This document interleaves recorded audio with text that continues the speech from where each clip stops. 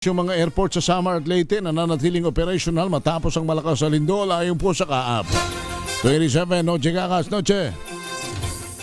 Kuya Henry, kinumpirma ng Civil Aviation Authority of the Philippines o CAAP na lahat ng apektadong paliparan o airport ay walang iniugnat na pinsala sa mga pasalidad at nanatili pa rin operasyonal kasunod ng magnitude 6.1 na lindol sa Eastern Samar. Kabilang sa mga paliparan sakop sa assessment ang Calbayog Airport, Katbalugan, Hilongos Airport, Katarman, Giwan, at Ormoc Airport.